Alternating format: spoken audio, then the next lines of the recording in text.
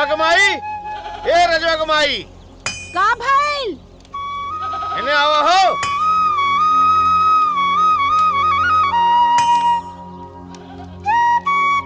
का भरे भरे चिल्लाए बानी? अरे का भाई? हम चिल्लाता नहीं, हम हैं? है पसीना बहा बहा के दिन भर खट के 2 टाइम के रोटी जुगाड़ करता नहीं। कहाँ बाड़े तो हर सपुत्र।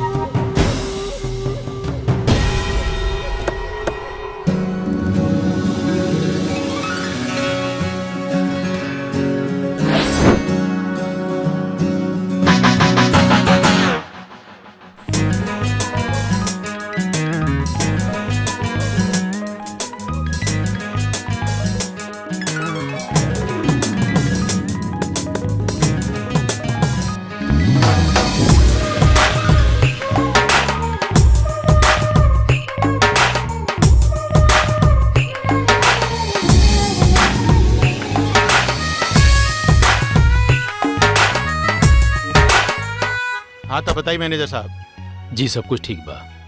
और सब समाचार ठीक बानू? कटनी उटनी जी। हो गई कि ना? हाँ हो गई।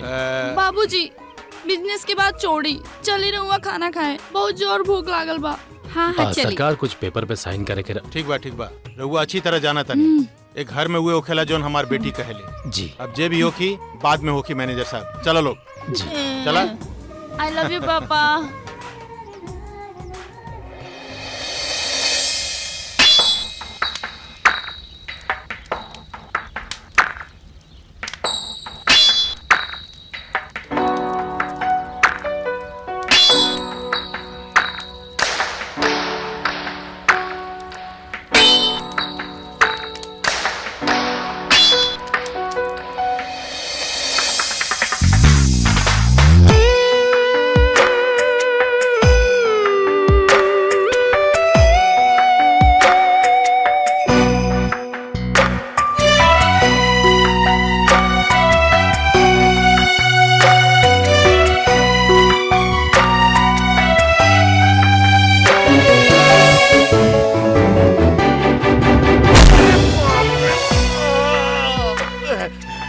अरे कहाँ ध्यान बतौर, कहाँ ध्यान बतौर, कहाँ ध्यान है?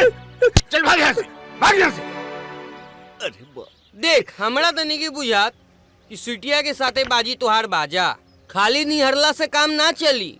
तू ओकरा घरे जो कट टू कट बाउंडर बिहारी के बेटी से बोल दे आई लव यू। ओकरा बाद एको गो जूता नीचे ना पड़ी, सब सर पे पड़ी। देख राजा, हमरा पास एगो सुंदर आइडिया बा। 7 तारीख के सरस्वती पूजा बा और ऊ पूजा हमनी के सुटिया के घर के आगे कइल जाओ और ऊ जब पूजा करे आई तब तो ओकरा अपन दिल के बात कह दिए। ओई में तोरो सेटिंग हो जाई रूबिया से। भाई पूजा कइल इतना आसान काम ना बा।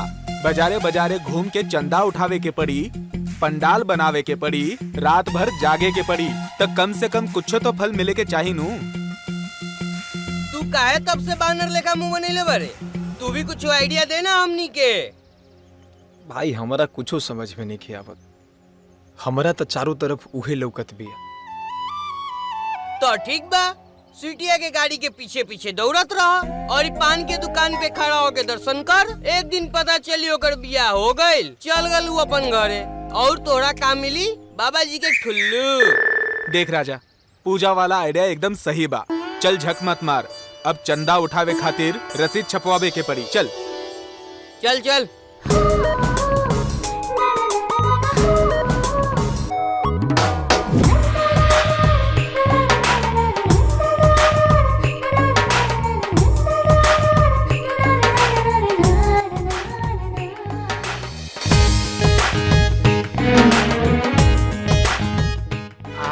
बड़ी चौंक लागतिया कारे रजुआ।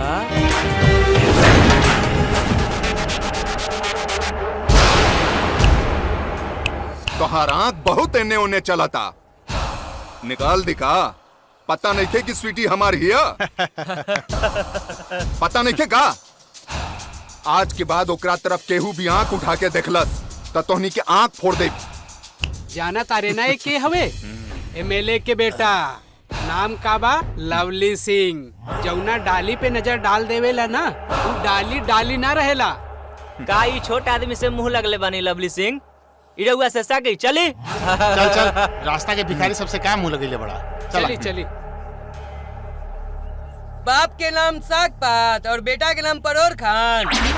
साला एक दिन तेकरा के हम कच्चा चबा जाए। साला नेता के बेटा है ना, कुल लेकर नेतागिरी अंदर डाल देती। देखा तनी हमरा स्वीटी के कैसे हमरा से छीना था। तू काहे के टेंशन लेता रे। तहार प्यार खातिर तो हम जान दे देब। चल क्लास। चल चल राजा। ओ आइसक्रीम वाला 3 गो आइसक्रीम दो। ए बेचना पेमेंट तू करबे। खो खो बाप के माल समझ के। हो राजा हम ही पैसा दे।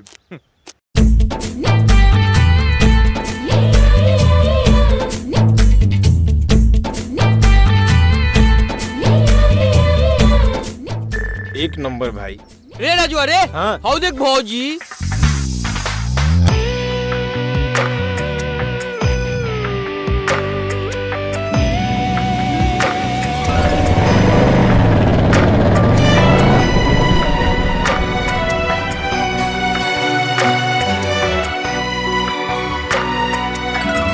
अरे हमार पैसा।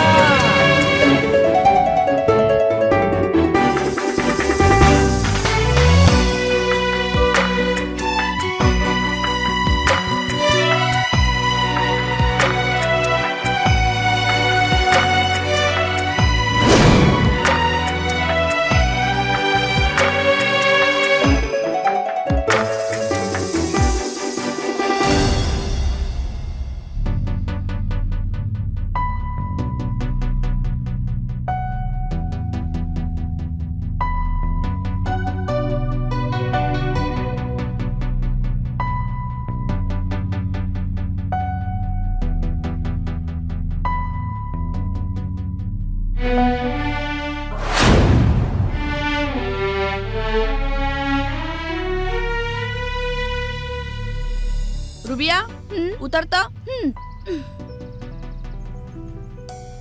ए एने आओ।